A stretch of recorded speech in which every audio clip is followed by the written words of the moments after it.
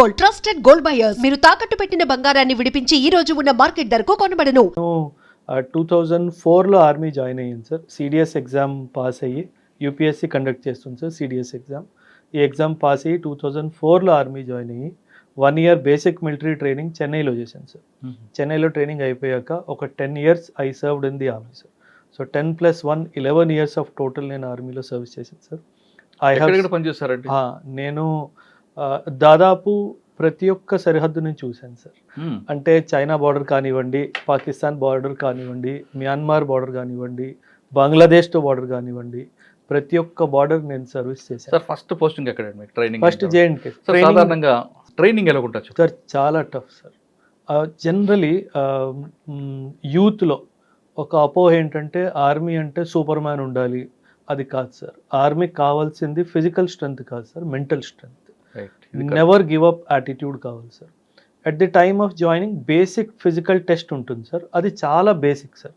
అది గనక మీకుంటే mental strength strong ఉంటే గనక దాని మీద ఫిజికల్ స్ట్రెంగ్త్ బిల్డప్ చేయాలి సార్.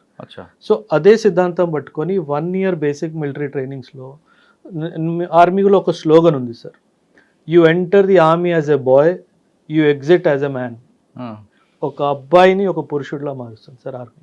సో అందులో క్రమశిక్షణ అవనివ్వండి, హెల్త్ పరంగా క్రమశిక్షణ అవనివ్వండి, ఆలోచించే విధానము, దేశ సేవ ఒక ఆలోచన, ఇవన్నీ చాలా చాలా సైంటిఫికల్గా ఇంగ్రేన్ చేస్తారు సార్ ప్రతి ఒక్క. ఫస్ట్ మనం ఆర్మీలోకి వెళ్ళాలంటే బేసిక్ ట్రైనింగ్ ఏముంటుంది అంటే మనకి వాళ్ళ ఫిట్నెస్ కానీ సార్ ఆర్మీ సెలక్షన్ ఎలా ఉంటుంది sir? Army selection 2 stages sir. ఒకటి ఎన్డీఏ ద్వారా, ఒకటి సిడిఎస్ ద్వారా సార్. ఎన్డీఏ ద్వారా వచ్చే ట్రైనింగ్ ఇంటర్మీడియట్ తర్వాత ఇమీడియట్లీ వెళ్ళిపోవాలి సార్. 16 to 19.5 years వరకు ఏజ్ బ్రాకెట్లో వాళ్ళు వెళ్ళిపోవచ్చు. అండ్ ఒకవేళ గ్రాడ్యుయేషన్ చేసాక వెళ్ళాలి అనుకున్న వాళ్ళు గ్రాడ్యుయేషన్ అయ్యాక అప్ టు 25 years వీళ్ళు సిడిఎస్ ఎగ్జామ్ రాసి వెళ్ళాలి సార్. ఓకే. ఎన్డీఏ ఇంటర్మీడియట్ తర్వాత సిడిఎస్ వచ్చేసి గ్రాడ్యుయేషన్ తర్వాత. సో నేను ఎన్డీఏ ఎగ్జామ్ పాస్ అయ్యాను సార్. కానీ అప్పట్లో మదర్ ఒప్పుకోలేదు సార్. సో 3 years గ్రాడ్యుయేషన్ చేసి తర్వాత వెళ్దూలే అన్నట్టుగా మాట్లాడితే మళ్ళీ సిడిఎస్ రాసి మళ్ళీ ఎగ్జామ్ పాస్ అయ్యి సిడిఎస్ అయిపోయాక 2004లో ఫైనలీ. అంటే సెలక్షన్ ఏం చేస్తారు? ఫిట్నెస్ కానీ మీకు మార్నింగ్ ఎన్ని గంటలకి sir? 4 o'clock sir. 4 o'clock morning లేచే టైం ఉంది సార్, రాత్రి పడుకునే టైం లేదు సార్.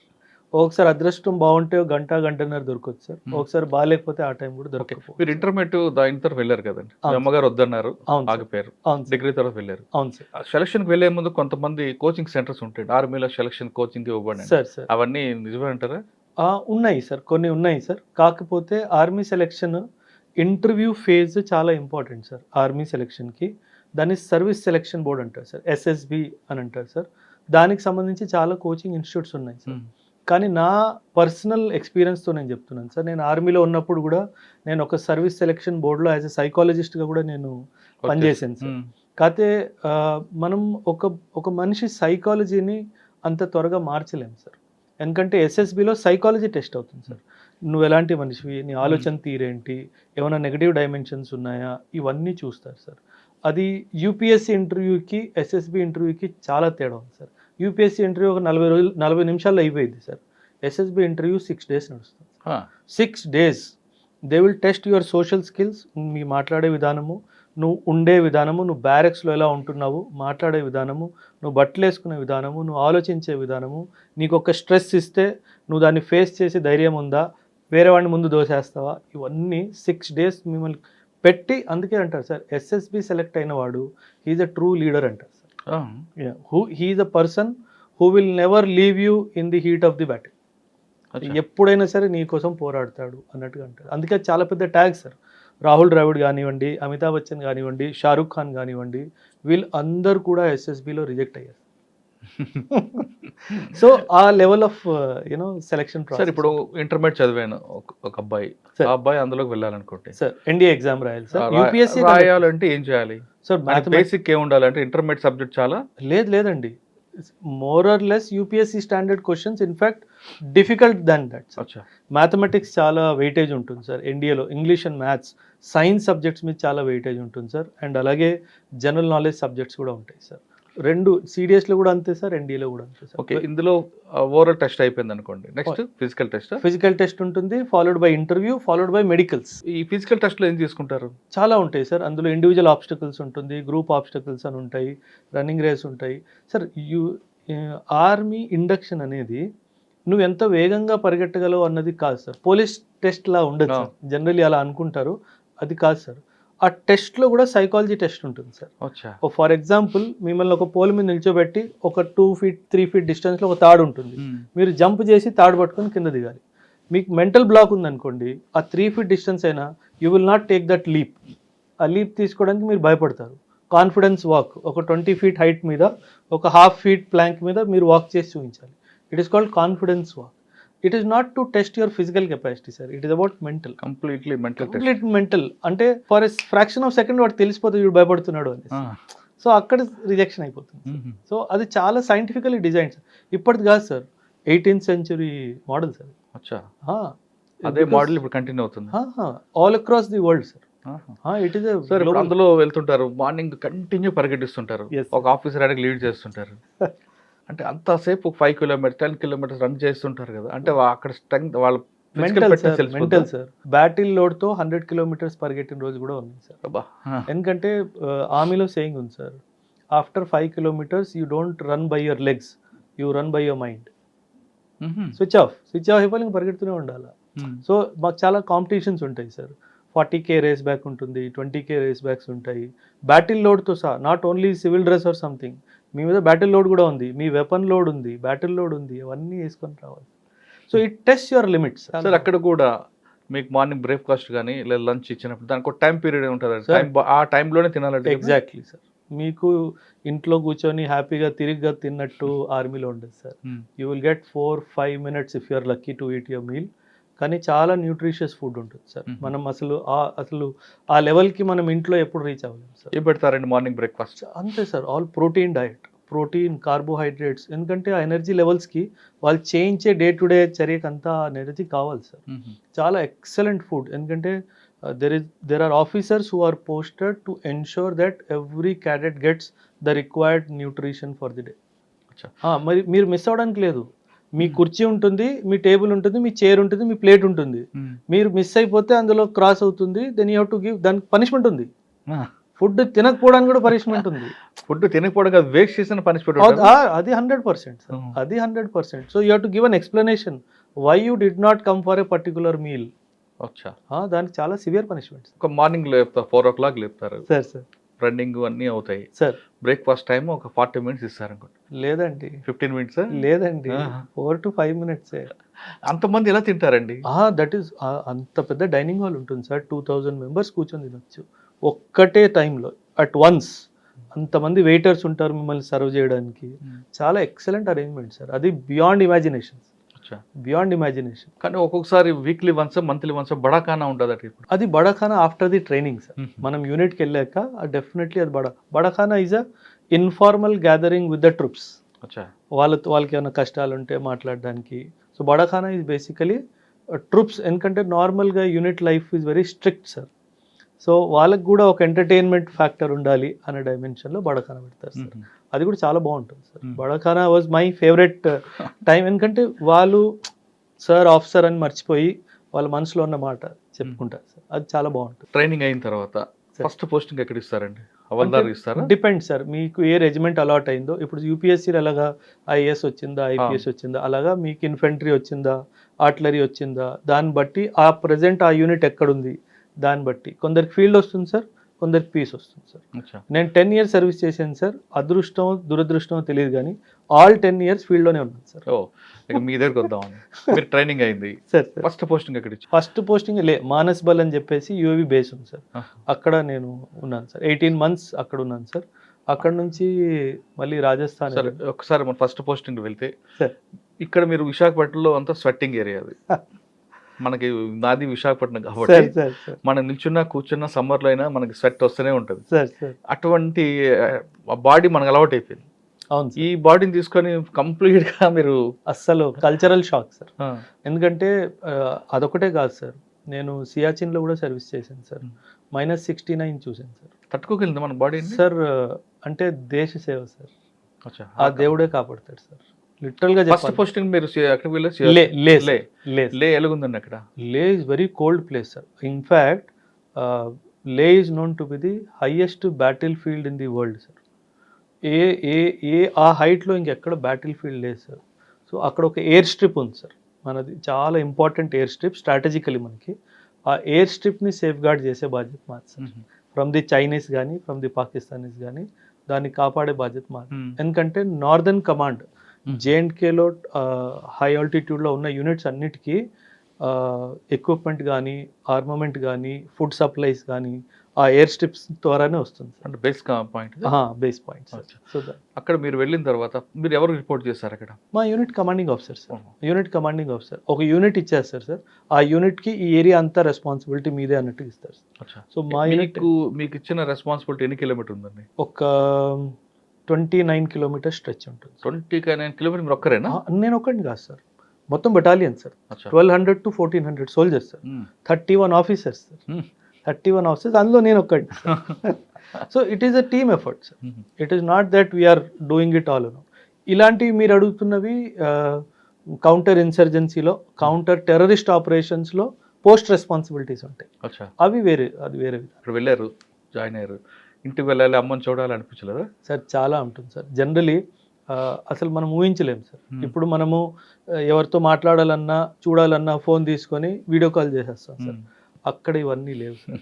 ఫోన్ లేదు సార్, వీడియో కాల్ లేదు సార్. అంటే ఒక్కొక్కసారి శాటిలైట్ ఫోన్ కూడా పనిచేయదు సార్. అంటే మేము ఇంటి వాళ్ళతో మాట్లాడడానికి 8 నుంచి 10 కిలోమీటర్లు, కొండల్లో 8 నుంచి 10 అంటే ఇంటూ 4 వేసుకోండి సార్. అంటే 30 కిలోమీటర్లు నడిచి ఫోన్ చేసి మళ్ళీ తిరిగి వచ్చిన రోజులు కూడా ఉంది. ఎందుకంటే ఆ వ్యవస్థ లేదు సార్. అప్పట్లో లేదు, ఇప్పట్లో ఎలా ఉందో నాకు తెలియదు సార్. అప్పట్లో అసలు లేదు. మీకు అక్కడ బాగా మెమరబుల్ ఇష్యూ చెప్పండి సార్. బాగా మెమరబుల్ అంటే మీరు అన్నట్టుగా వెదర్ సార్.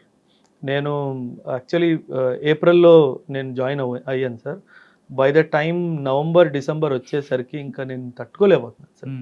అయితే మా doctor, I was feeling not well, doctor దగ్గరికి వెళ్ళాను సార్. నాకు బీపీ ఏదో ఫ్లక్చువేట్ అవుతున్నట్టు అనిపిస్తుంది అని బీపీ చెక్ చేశాడు. అయితే నేను I don't take alcohol sir, నాకు అలవాటు లేదు సార్, ఎప్పుడు తీసుకోలేదు. సో హీ వాజ్ లైక్ అరే సర్దార్ दारू पी ले थोड़ा ठीक हो जाएगा. मैं सर दारू तो नहीं पीऊँगा, you give me medicine, I will take medicine. He said, don't worry, the divine power will protect you. That day sir, ఆ రోజు తర్వాత నేను సియాచిన్లో కూడా వెళ్ళాను, ఏనాడు చలేయలేదు సార్. ఆయన ఎందుకు అన్నాడో ఆ మాట నాకు తెలియదు, కానీ దేవుడే నీకు కాపాడుతాడని చెప్పాడు. ఎందుకంటే ఆ వెదర్లో ఆల్కహాల్ అన్నది it is a medicine sir. It will keep your body warm from inside. అయినా నేను తీసుకునేవాడిని కదా సార్. వైన్ కన్నా దేవుడే నమ్మారు అంతే. ఓకే, ఎంతకాలం? 18 months ఉండారండి ఇక్కడ? 17 months వరకు. నెక్స్ట్ ట్రాన్స్ఫర్ ఎక్కడ ఇచ్చారు? రాజస్థాన్ సార్. కంప్లీట్ గా 53 సార్, మైనస్ నుంచి ప్లస్ 53 సార్. మీరు ఆశ్చర్యపోతారు సార్. మాకు ఆమె ట్యాంక్స్ ఉంటాయి, ఆ ట్యాంక్స్ మీద ఆమ్లెట్ వేసుకోవడం, ఆ ట్యాంక్స్ మీద చికెన్ ఫ్రై చేసుకోవడం. మా ట్యాంకే స్టవ్ సార్, అంత వేడి. మీరు టచ్ చేస్తే ఇది వెళ్ళిపోతుంది సార్, అంత వేడిగా ఉంటుంది tank. So that was a very different, quite opposite. ఇంకో గమ్మత్తు ఉంది సార్. ఇది western most sector of the Indian army. Next posting eastern most సెక్టర్కి వెళ్ళాను. కంప్లీట్ రైన్ ఉంటుంది కంప్లీట్ గా. అంటే నార్త్ నుంచి వెస్ట్కి వెళ్ళాను, వెస్ట్ నుంచి ఈస్ట్కి వెళ్ళాను. మీరు జాగ్రఫీ చదివినట్టయితే బ్రహ్మపుత్ర ఎక్కడైతే యూటర్న్ తీసుకొని ఇండియాలో ఎంటర్ అవుతుందో that is called Lohit valley sir. అక్కడ ఒక పోస్ట్ ఉంది, కిబితూ పోస్ట్ అని చెప్పేసి. ఆ పోస్ట్ కమాండర్గా ఉన్నాను సార్. అంటే అండ్ అక్కడ బోర్డు కూడా ఉంటుంది, this is the eastern most road of India అని చెప్పేసి. అంటే వెస్ట్ నుంచి ఈస్ట్కి వెళ్ళాను, నార్త్ నుంచి వెస్ట్కి వెళ్ళాను.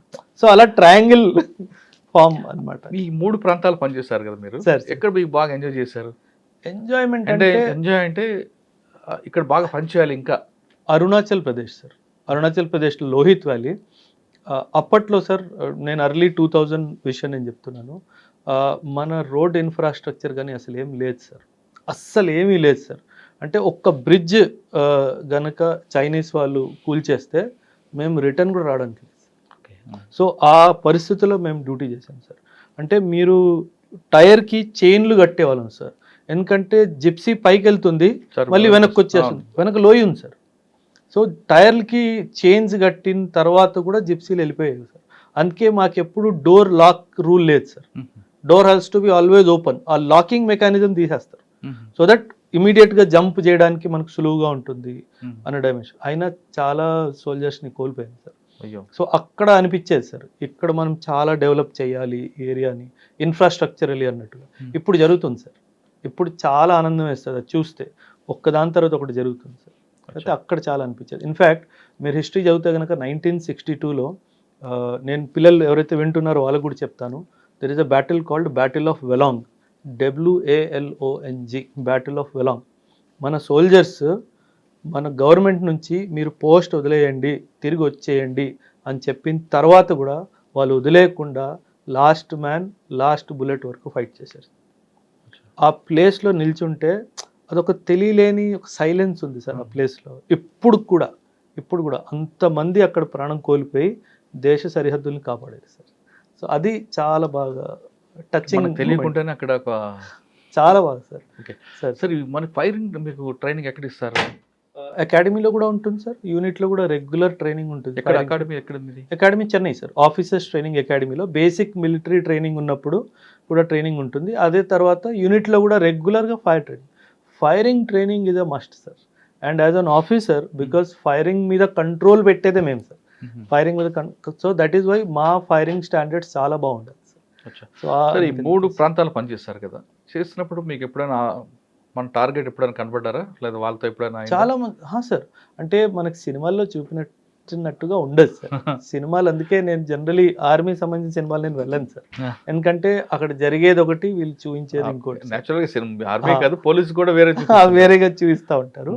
సో అలా ఏం లేదు సార్, చాలా ఫ్లాగ్ మీటింగ్స్ ఉంటాయి. అంటే ఇప్పుడు మీరు నేను ఎలా కూర్చొని మాట్లాడుతున్నామో అలా వాళ్ళ ఆర్మీ కమాండర్ వస్తారు, మేము కూర్చొని వితౌట్ వెపన్స్, బాబు ఈ ప్రాబ్లమ్స్ ఉన్నాయి, ఇక్కడ ఈ ప్రాబ్లమ్స్, వార్ లైక్ సిచ్యువేషన్ ఉన్నప్పుడు అప్పుడు ఎవడు దొరుకుతాడా అని చూస్తాం, కానీ నార్మల్ టైంలో మటుకు అలా ఉంటుంది. అంటే సినిమాలో చూపిస్తున్నట్లుగా మనం మీకు అడుగుతున్నా సార్ సరౌండింగ్ బార్డర్స్కి వచ్చేసరికి వాళ్ళు వస్తుంటారు, గ్రానైడ్ విసురుతుంటారు, ఇవన్నీ జరుగుతుంటాయి? లేదండి, లేదు. That only when the situation is bad, only when the war like situation is there, అప్పుడు ఇవన్నీ జరుగుతాయి తప్పితే నార్మల్ పీస్ టైంలో అంతగా ఏముంది. కానీ ఒక్కొక్కసారి మనకి ఆర్ఎస్పుర పంజాబ్ లాంటి జమ్మూ కావచ్చు, ఇటువంటి సెక్టార్లు, పూంచ్ సెక్టార్, అవును సార్, ఈ సెక్టార్లో ఎక్కువగా గ్రానైడ్లు పడుతుంటాయి కదా అట్టుండే. అవును, అంటే ఇట్ ఈస్ మిస్చీఫ్ సార్. అంటే వాళ్ళు సార్, మనము పాకిస్తాన్ని అర్థం చేసుకోవాలి sir. Pakistan is a semi failed state sir. Semi failed state కాబట్టి ఆ గవర్నమెంట్ కూడా కొన్ని విషయాల్లో ఆర్మీ మీద కంట్రోల్ వీక్ ఉంది sir. So just to keep the issue of Kashmir alive వాళ్ళు ఏదో పని చేస్తారు. అంటే మనం ప్రొవోక్ చేయడంగా చేస్తుంటారు వాళ్ళు. మనకు ప్రొవోక్ అని కాదు సార్, ఇక్కడ గొడవ ఉంది, ఈ గొడవను మేమే సాల్వ్ చేయగలం, ఆర్మీయే సాల్వ్ చేయగలదు అని పొలిటికల్ లీడర్షిప్ని కంట్రోల్ చేయడానికి ఆ డైమెన్షన్లో పాకిస్తాన్ ఆర్మీ అంతే. కానీ అంత సిచ్యువేషన్ బ్యాడ్ ఏం లేదు, అంటే not on a day to day base sir. ఇప్పుడు కొన్ని మీరు చేసిన విలేజ్లో మనకు బార్డర్ కనిపిస్తుంటుంది సార్, ఆర్మీకి మనకి ఉన్నది ఇష్యూస్ పక్కన పెడతాం, జనరల్ పబ్లిక్ పాకిస్తాన్ కానీ ఇండియా వాళ్ళు కలిసిమెలిసి ఉంటుంటారా? చాలా సార్, ఎందుకంటే మనకి బౌండరీ డిజైన్ చేసినప్పుడు అంత లాజిక్ అప్లై చేయలేదు సార్ వీళ్ళు. ఏమైందంటే సే ఫర్ ఎగ్జాంపుల్ సడన్గా మీరు అటు కూర్చున్నారు, నేను ఇటు కూర్చున్నాను, గవర్నమెంట్ వచ్చి ఇదే సరిహద్దు అనేసింది, సో తమ్ముడు అటు ఉండిపోయాడు అన్నిటి వచ్చేసాడు. సో ఆ క్రాస్ కల్చరల్ లింకేజెస్ ఉన్నాయి sir. So common cultural landscape అని అంటాం నేను పాఠం చెప్పినప్పుడు, India Pakistan relationship common cultural landscape ఉంది కాబట్టే మనం గ్రేట్ వాల్ ఆఫ్ చైనా లాంటిది ఏం కన్స్ట్రక్ట్ చేయలేదు సార్. ఎందుకంటే ఒకరు కలుసుకోవాలి కదా, ఎందుకంటే ఫర్ సెంచురీస్ కలిసి ఉన్నారు.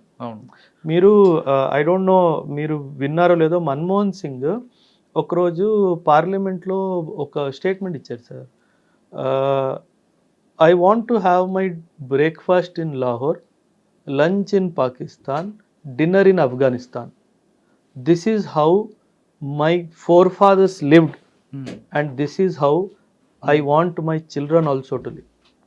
అంటే ఎంత పెద్ద స్టేట్మెంట్ చూడండి సార్. ఆయన ఏమంటున్నారంటే మన ఫోర్ ఫాదర్స్ అందరు కలిసిమెలిసి ఉన్నారు, ఇలాగే ట్రావెల్ చేశారు, ఒక పాయింట్ నుంచి ఒక పాయింట్కి వెళ్తూ బ్రేక్ఫాస్ట్ లంచ్ డిన్నర్ చేసుకుంటూ ఉన్నారు, అలాగే మన ఫోర్ ఫాదర్స్ ఉన్నారు, అలాగే మన పిల్లలు కూడా కలిసిమెలిసి ఉండాలి, ఇలా కొట్టుకోవద్దు. చాలా పెద్ద స్టేట్మెంట్ సార్. అవునండి. అంటే అటువంటి కల్చర్ కనిపిస్తుంటుందా మీకు? Cross culture. అక్కడ కూడా Punjab is one of the biggest state of Pakistan కదా సార్. పార్టీషన్లో పంజాబ్ పార్టీషన్ కదా అయింది సార్. అవును, కరెక్ట్. సో పంజాబ్ ఈజ్ మీరు విజువల్ గా చూసారా ఎక్కడైనా ఆహా, మీరు పనిచేస్తున్న very much, sir. జయంట్ గా కానీ? మన ఫుడ్ హ్యాబిట్స్ కానీ, డ్రెస్ హ్యాబిట్స్ కానీ, కల్చరల్ హ్యాబిట్స్ కానీ almost similar sir. Almost similar. Language they use Punjabi is one of the most spoken language, Urdu is another language. అంటే వాళ్ళ రిలేషన్ కూడా అలాగే ఉందంటారా? Yes yes, very much. అంటే ఓన్లీ ఆర్మీ మధ్యన వార్ ఇదంతే, పబ్లిక్ వార్ కాదు? లేదండి, ఎప్పుడూ లేదు. సివిల్స్ వార్ కాదు అసలు? ఎప్పుడూ లేదు సార్, ఎప్పుడూ లేదు. They admire Indians like anything because the kind of మనకు దొరికే లిబర్టీ, స్వేచ్ఛ వాళ్ళకి దొరకలేదు. సెకండ్ పోస్ట్ ఎక్కడికి వచ్చారండి? రాజస్థాన్. రాజస్థాన్ తర్వాత then north east, Arunachal Pradesh, దాని తర్వాత అస్సాంలో insurgency, north east insurgency fight చేసింది సార్. ఒక 3 years వరకు నార్త్ ఈస్ట్ ఉల్ఫా, ఎన్ఎస్సిఎన్ వీళ్ళందరికీ మేము, ఎన్డిఎఫ్బి, బోడోస్, చాలా అంటే నా టఫెస్ట్ పోస్టింగ్ అంటే north east insurgency, because north east insurgents are very good in ambush. వాళ్ళు అటాక్ చేసే విధానం చాలా చాలా అక్యురేట్ గా చేస్తారు సార్. సో అది తప్పించుకోవడం అన్నది చాలా చాలా. మీరు చెప్పిన అస్సాం, మేఘాలయ ప్రాంతాలు పనిచేస్తారు కదా, బోడో ఒకప్పుడు బోడో ఒకప్పుడు సార్, ఇప్పుడు లేదు. అవును సార్. వాళ్ళ అంబుష్ ఎలా చేసేవారంటే, అంటే గెరిల్లా టైపా లేదా? Guerrilla ambush sir, guerrilla ambush. And sir మనము వాళ్ళని ఎథనికల్గా చూస్తే they are fighting race sir. వాళ్ళు ఫైట్ చేయడానికే పుట్టారు సార్. ఓహో. సో వాళ్ళకి అది న్యాచురల్గా ఉంది లోపల, అంటే ఒక ఆలోచించే తీరు, జీన్స్ ఉంది, చాలా స్ట్రాంగ్ సార్. ఎందుకంటే అండ్ వాళ్ళకి వాళ్ళ ల్యాండ్ చాలా బాగా తెలుసు సార్. అంటే మీరు ఒక ఇన్సిడెంట్ చెప్తాను సార్ నేను మీకు, మీరు ఆశ్చర్యపోతారు. ఒకరోజు ఒక ఇంటి వచ్చింది, ఒక ఉల్ఫా లీడరు ఒక విలేజ్లో ఒక ఇంట్లో కూర్చొని ఉన్నాడు. సో మొత్తం కార్డన్ చేసి చుట్టుముట్టేసి నేను అటాక్ లాంచ్ చేశాను సార్. నేను ఫ్రంట్ డోర్ నుంచి ఎంటర్ అయ్యాను సార్. ఆయన వెనక డోర్ ఓపెన్ చేసుకొని పెద్ద లోయ్ sir. He just jumped in to the valley. అయ్యో, ఐఎమ్ లైక్ వీడు ఆత్మహత్య చేసుకున్నాడు అంటే విలేజర్స్ నవ్వారు. ఏం నవ్వుతున్నారు అని అడిగితే, సార్ కింద ఎంత బుషి ఉంటుందంటే వాడికి ఏం కాదు అని. నాకు తెలియదు ఆ విషయం, నాకు తెలిసి ఉంటే నేను కూడా జంప్ చేసేవాడిని కదా. సో ఇలా వాళ్ళకి ల్యాండ్ గురించి ఉన్న అవగాహన మనకు లేదు సార్. సో అందుకే they are very very potential. అంటే క్లినికల్ ప్రెసిషన్ తోటి స్ట్రైక్ చేస్తారు సార్. చాలా అక్యురేట్గా వాళ్ళు అంబుష్ పడతారు సార్. చాలా కష్టం. మీరు ఒక సినిమా వచ్చింది అజయ్ దేవగన్ది, హిందీ సినిమా సార్, ట్యాంగో చార్లీ అని చెప్పేసి. ఆ సినిమాలో కొంచెం వరకు నిజం ఎలా జరుగుతుందో అలా చూపించాడు సార్. చాలా బ్రూటల్ ఉంటుంది. మీకు బాగా టఫెస్ట్ ఫైట్ ఎక్కడ చెప్పండి? అక్కడ ట్యాంగో చార్లీ చెప్తున్నాను కదా, ఇన్సర్జెన్సీలో ఒకరోజు మా మీద అంబుష్ జరిగింది సార్. టీ గార్డెన్లో కాలువల్లాగా ఉంటాయి సార్. కాలువలో పడుకున్నాను, పైనుంచి బుల్లెట్స్ వెళ్తున్నాయి సార్. తల పైకి తీస్తే పేలిపోతుంది సార్. అంటే 17-18 minutes క్రాస్ ఫైరింగ్ జరిగింది సార్. దేవుడు ఉన్నాడు కాబట్టే బయటకు వచ్చాం. లేకపోతే నేను ఇప్పుడు ఇది రూమ్ అనుకోండి సార్, నా గోడ మీద అన్ని బుల్లెట్ మార్క్స్ ఉండేవి. నా బెడ్ పక్కన AK-47 కాక్ చేసుకొని పడుకునేవాడిని. సో చాలా టఫ్ టైమ్స్ చూసాను సార్ ఆర్మీలో. సో ఇవన్నీ గుర్తు చేసుకుంటే గూస్ బంప్స్ వస్తాయి సార్. ఇప్పుడు గూస్ బంప్స్ వస్తాయి, నాకే వస్తున్నాయి. చాలా చాలా ఇట్ వాజ్ వెరీ. నేను అందుకే నా పిల్లలు చెప్తాను సార్ ఇన్స్టిట్యూట్లో కూడా, మీకు అడ్డంకులు వస్తున్నాయి, ఆబ్స్టకల్స్ వస్తున్నాయి అంటే nature wants you to rise above the obstacle. Obstacle రావట్లేదు అంటే మీరు దారి తప్పిపోయారు. మీకు అడ్డంకులు వస్తున్నారంటేనే మీరు కరెక్ట్ దారిలో ఉన్నారు. నేచర్ మిమ్మల్ని ఆ ఆబ్స్టకల్స్ పైకి లేవాలి అన్న విధంతోనే టెస్ట్ చేస్తుంది. మీకు ఇప్పుడు అంబుష్ వేశారు, ఏదైనా ఒక మేజర్ ఇష్యూ చేస్తే మీకు ఇన్విటేషన్ పంపించినట్లు మీరు అక్కడికి వెళ్తారు, రష్ అయిపోతారు, వాళ్ళ అంబుష్ లో మీరు అటువంటి జరుగుతుంటాయా? లేదు డైరెక్ట్ గానే నీకు పలానా దగ్గర ఉన్నావు రండి అంటూ వాళ్ళు? లేదు, అలా ప్రీ మనకి ఇన్ఫర్మేషన్ ఇవ్వరు సార్ వాళ్ళు. ఇంకొకటి సంఘటన చెప్తాను సార్ నేను మీకు. ఒక విలేజ్లో ఒక ఇన్ఫార్మర్ ఉన్నాడు సార్. ఉల్ఫా వాళ్ళకి తెలిసిపోయింది ఆ అబ్బాయి మా ఇన్ఫార్మర్ అని చెప్పేసి. ఎలా చంపారంటే సార్, అంటే చెప్పాలో తెలీదు, వాడిని సగం చంపేసి వదిలేశారు సార్. అంటే పీకి సగం కోసేసి ఆ బ్లడ్ వస్తూ ఉంది. రాత్రి 3:30-4 o'clock అది చేసి ఉంటారు సార్. అండ్ డెఫినెట్గా ఎవరైనా వెళ్ళి చూస్తారు కదా సార్, దాని చుట్టుపక్కల బాంబు పెట్టారు సార్. అంటే సాధారణంగా ఎవరైనా మనం ఆ పరిస్థితులు చూస్తే పరిగెట్టుకుంటూ వెళ్ళి చూస్తాం కదా సార్ ఏంటా అనేసి. పక్క కొండ మీద కూర్చొని మా ట్రూప్స్ వెళ్ళంగానే బటన్ నొక్కాడు సార్. ఇంకో బాంబు వెళ్ళింది సార్, 6 మంది పోయారు సార్. అంత బ్రూటల్గా చేస్తారు sir. So it is not a joke that is happening sir. అందుకే ఆర్మీ కమిట్ అయిపోయింది సార్. నార్త్ ఈస్ట్ ఇన్సర్జెన్సీలో మన ఆర్మీ చాలా ఇదిగా కమిట్ అయిపోయింది. అది మనం గుర్తించాలి సార్. సో ఆ సిచ్యువేషన్స్ నుంచి బయట రావాలి, మన ట్రూప్స్ని సేఫ్ గార్డ్ చేసుకుంటూ బయట రావాలి, ఏ సివిలియన్కి ఏం కాకుండా చూసుకోవాలి. అది చాలా పెద్ద బాధ్యత సార్. అంటే మీరు పనిచేస్తున్న ఆ ప్రాంతంలో ఆర్మీ అనేది కేవలం ఫైట్ ఒకటే కాకుండా ఇంటెలిజెన్స్ డిపార్ట్మెంట్ కానీ లేదా సోషో ఎకనామిక్ ప్రాబ్లమ్ సాల్వ్ చేయడంలో కానీ డెవలప్మెంట్ ఇష్యూలో కానీ చాలా మీది ఉందా? చాలా సార్. ఆపరేషన్ సద్భావన అనే ప్రోగ్రామ్ ఉంది సార్. ఒక నా పర్సనల్ ఎక్స్పీరియన్స్ నేను చెప్తాను సార్. గర్ల్స్ది హై స్కూల్ ఉంది సార్, గర్ల్స్ హై స్కూల్ ఉంది. అయితే ఎవరి ద్వారానో విలేజ్ హెడ్ ద్వారా మాకు ఒక రిక్వెస్ట్ వచ్చింది, సరే గర్ల్స్ హై స్కూల్ చుట్టుపక్కల ఒక పెద్ద వాల్ కట్టిద్దాం సార్ అనేసి. అయితే నేను అంత నా రిసోర్సెస్ నేను వాడి మొత్తం ఆ చుట్టుపక్కల స్కూల్ చుట్టుపక్కల కట్టించాను సార్, వాల్ కట్టించాను. రక్షాబంధన్ వచ్చింది సార్, మీరు చెప్తే నమ్మరు sir, 269 girls came to tie rakhi to.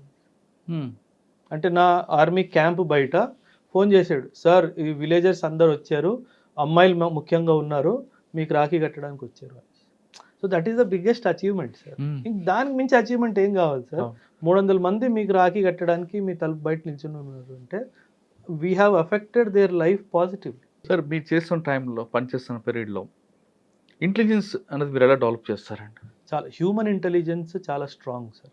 అక్కడ సిగ్నల్ ఇంటెలిజెన్స్ అంత ఉండేది సార్. ఒక్కొక్క విలేజ్లో మూమెంట్ని బట్టి ఎవరు ఎలా వస్తూ ఉంటారు పోతూ ఉంటారు, దాన్ని బట్టి మనం అంటే వాళ్ళు ఆ విలేజెస్ మీకు సపోర్ట్ చేస్తారా? చేస్తారు, మిమ్మల్ని ఓన్ చేసుకుంటారా వాళ్ళు? పక్కాగా సార్, పక్కాగా వస్తారు. ఎందుకంటే 2 విషయాలు సార్, విలేజ్కి చెడ్డ పేరు వస్తుంది, ఒకవేళ టెర్రరిస్ట్కి పనహా ఇస్తే కనుక విలేజ్కి చెడ్డ పేరు వస్తుంది అన్న డైమెన్షన్లో కూడా వాళ్ళు హెల్ప్ చేస్తారు. అంటే మనం వాళ్ళని ఎలా టచ్ చేస్తామో పాజిటివ్గా దాన్ని బట్టి వాళ్ళు అంటే వాళ్ళు మిమ్మల్ని ఓన్ చేసుకుంటే ఆ విధంగా మీ యాటిట్యూడ్ ఉండాలి. అది మన కాన్ఫిడెన్స్ గెయిన్ చేసుకోవాలి. ఆ కాన్ఫిడెన్స్ మనం గెయిన్ చేసుకుంటే బాగుంటుంది. మేము మా యూనిట్ ఆ ఏరియాని వదిలేసి వచ్చినప్పుడు సార్, మీరు చెప్తే నమ్మరు సార్, విలేజ్ మొత్తం ఖాళీ అయిపోయింది, అందరు గేట్ దగ్గర నిల్చొని చప్పట్లు కొట్టారు, మొత్తం village sir. So I had 361 or 359 villages under my command. Sir మీరు China border, Pakistan border, Bangladesh border, 3 బార్డర్లు చూసారు సార్. ఒక్కొక్క బార్డర్ నుంచి ఏవి ఎక్కువగా మనకి డ్రగ్స్ వస్తాయా, కరెన్సీ వస్తుందా, వెపన్స్ వస్తుంటాయండి? పాకిస్తాన్ నుంచి చాలా మటుకు డ్రగ్స్ స్మగుల్ అవుతాయి సార్. ఇక్కడ రాజస్థాన్ బార్డరా? లేదు సార్, గుజరాత్ కానీ, రాజస్థాన్ కానీ, పంజాబ్ కానీ, JNKలో జమ్మూ రీజన్ కానీ, అక్కడ నుంచి మనకి చాలా డ్రగ్స్ వస్తాయి సార్. ఓకే. నేపాల్ బార్డర్ నుంచి వెపన్స్ కానీ, ఇల్లీగల్ స్మగ్లింగ్ కానీ, బంగ్లాదేశ్ నుంచి కూడా చాలా స్మగ్లింగ్ జరుగుతుంది sir. Okay. China and all is more of weapons. North east దీంట్లో అండి? నార్త్ ఈస్ట్ విమెన్ ట్రాఫికింగ్ ఎక్కువ sir, women and drug trafficking. Bangladesh more of Manipur side నుంచి సార్. మనకి థాయిలాండ్ నుంచి, వియత్నాం, కంబోడియా నుంచి, అక్కడ గోల్డెన్ ట్రయాంగిల్ అని ఉంది సార్. డ్రగ్కి వరల్డ్లో top producer of drug is golden triangle in the north east sir. Cambodia, Laos, Vietnam అని చెప్పేసి 3 కంట్రీస్ నుంచి, అక్కడ నుంచి డ్రగ్. మనకి ఎక్కడ వస్తుందండి బార్డర్? మణిపూర్లో మా మోరే అని చెప్పేసి ICP ఉంది సార్, ఇంటిగ్రేటెడ్ చెక్ పోస్ట్. అక్కడ నుంచి చాలా ఎక్కువ. అంటే మన బార్డర్ మన పోస్టులు ఉన్నాయి అక్కడ? ఉన్నాయి సార్. మరి మన వాళ్ళు చేస్తుంటారు, అంతా జరుగుతుంది సార్. బార్డర్ ఈజ్ ఓపెన్, అంటే మనకు పాకిస్తాన్తో ఉన్నట్టుగా ఒక ఫిజికల్ ఆబ్స్టకల్ ఏం లేదు, ఫెన్స్ కానీ అట్లాంటివి ఏం లేవు, బట్ పోస్టులు ఉన్నాయి, పెట్రోలింగ్ జరుగుతుంది, అదంతా జరుగుతుంది. డ్రగ్ అంటే మిగతా వాళ్ళకన్నా డ్రగ్ సప్లై చేసేవాడు కొంచెం అక్కడ ఫెరోషియస్ ఉంటుంటాడు. ఎందుకంటే అది చాలా డీప్ సిండికేట్ సార్, చాలా పెద్ద పెద్ద హ్యాండ్స్ ఉంటాయి సార్ అందులో. సో అందుకే there is a term called drug running sir. అంటే ఎవరన్నా అడ్డుకున్నా సరే వాడిని కూడా ఎలిమినేట్ చేయడానికి ట్రై చేస్తారు. So drug trafficking is a big menace sir. ఎప్పుడైనా మీకు అటువంటి ఇష్యూస్ ఎదురయ్యండి? చాలా సార్. అంటే we have confiscated kilos of drugs sir. అంటే కాకపోతే పాకిస్తాన్ నుంచి వచ్చేది వేరు, ఇక్కడ నుంచి వచ్చేది వేరు, ఆ డైమెన్షన్. సార్ ఇంకా రాజస్థాన్ ప్లస్ గుజరాత్ అన్ని బార్డర్ నెక్స్ట్ ఎక్కడికి వచ్చారు పెళ్ళి అయిన తర్వాత? దేహ్రాదూన్లో సర్వీస్ చేశాను సార్ ఒక టూ ఇయర్స్ వరకు. డెహ్రాడూన్లో ఎక్కడ ఉన్నారు? దేహ్రాదూన్ గడి క్యాంట్ పెరీ స్టేట్ అని చెప్పేసి 2 ప్లేసెస్ ఉన్నాయి సార్. అంటే that was basically for training purposes sir. అక్కడే ఆ 2 ఇయర్స్ కొంచెం ఫ్యామిలీతో పాటు ఉన్నాను సార్. ఆ తర్వాత ఎప్పుడు లేదు. డెహ్రాడూన్లో ముస్సోరీ, ఉత్తరాఖండ్ అని చూసారా? ఆ, అక్కడ మనం ఫ్లవర్ వ్యాలీ ఉంటుంది. అవును సార్, చాలా beautiful location. Flowers valley, yes Badrinath route వెళ్ళారా మీరు? చాలా బాగుంటుంది. అంటే సార్ ఆర్మీ మూవ్మెంట్ కి సివిలియన్ మూవ్మెంట్ కి చాలా తేడా ఉంది సార్. అంటే మా మూవ్మెంట్ అంత ఫ్రీగా యాజ్ అ సివిలియన్ గా ఉండదు సార్. చాలా పగడ్బందీతో జాగ్రత్తగా మూవ్మెంట్ చేయాలి. ఇక్కడ మీ మన టెంపుల్ కూడా ఉంటుందండి. ఉన్నాయి sir. Gurudev Sahadev Tegh Bahadur Guru Tegh Bahadur. There is one famous temple called Nahan also sir. అది కూడా అక్కడే ఉంది. పాంటా సాహిబ్ చూసారు సార్. మీ కల్చర్ లో సార్ ఇటువంటి పిల్గ్రిమ్స్ కానీ యాత్రగాలు వెళ్తున్నప్పుడు మధ్యలో లంగర్ పెట్టి ఫుడ్ పెట్టడం వెనక రీజన్ ఏంటండి? Service to humanity, service to God sir. ఇది సిక్కిజం యొక్క basic principle. 3 principles sir Sikhism. నామ్ జపో, కిరత్ కరో, వండ్కే చకో. These are the 3 principles. నామ్ జపో, దేవుడిని మర్చిపోవద్దు, దేవుడి పేరు తీసుకుంటూ ఉండాలి. కిరత్ కరో, do work, hard work. You will never find a Sikh person begging for food. మీకు ఎక్కడ దొరకదు సార్. ఎందుకంటే కమ్యూనిటీలో దాన్ని అప్రిషియేట్ చేయరు సార్. అండ్ వండ్కే చక్కో is when you SIT to eat you should have somebody to share the food with. So అది అక్కడ ఆ కాన్సెప్ట్ నుంచి లంగర్ అనే కాన్సెప్ట్ వచ్చింది సార్. కానీ లంగర్ ఇంకో డైమెన్షన్ ఏంటంటే it is like meeting of equal social status. రాజు అయినా ఒక పేద కుటుంబానికి చెందినోడైనా పక్కన కూర్చొనే తినాలి. When Guru Nanak was professing about Sikhism sir, చాలామంది రాజులు తనని కలవడానికి వచ్చేవాళ్ళు. ఇది పార్ట్ ఆఫ్ హిస్టరీ సార్, నేను చెప్తున్నాను మీకు. రాజు వాళ్ళని కలవడానికి వచ్చేవాళ్ళు. ఆయన ఆదేశం ఏంటి? ఫస్ట్ లంగర్లో భోజనం చేయి, ఆ తర్వాత నా దగ్గరికి రా. భోజనం చేయించాల్సిన ఉద్దేశం భోజనం పెట్టడం కాదు. నీ పక్కన ఎవరున్నా సరే నువ్వు దాన్ని యాక్సెప్ట్ చేయాలి, అప్పుడే నా దగ్గరికి రావాలి. సో నువ్వు నేను కింగ్ అనే ఆలోచన నుంచి కిందికి వచ్చి కామన్ మ్యాన్ లాగా తిని నా దగ్గరికి వస్తే అప్పుడు నేను చెప్పింది నీకు అర్థమవుతుంది. లంగర్ చేసే దానికి ఫుడ్ కానీ మిగతా విషయాలకు కానీ ఫైనాన్షియల్ ఎక్కడి నుంచి వస్తుంది? డొనేషన్స్ సార్ చాలా బాగా చేస్తారండి సార్. కోవిడ్ అవనివ్వండి, ఎనీ న్యాచురల్ డిజాస్టర్ అవనివ్వండి, ఎనీ కైండ్ ఆఫ్ కెలామిటీ అవనివ్వండి, the sick community is the first community to respond. Establish langar instantaneously. Within 2 hours langar will be established. Hot food will be served to everyone. Hot food కూడా మీరు ఇచ్చేది లంగర్లో రోటీ, దాల్, paneer, butter milk, sweet. It has divine blessings. ఆ taste ఇంట్లో రాదు. ఆ ప్రసాదం మనకు ప్రసాద్ పెడతారు కదా సార్, అది మనం ఎంత నెయ్యి వేసినా సరే, ఎంత వేసినా ఇంట్లో ఆ టేస్ట్ రాదు సార్.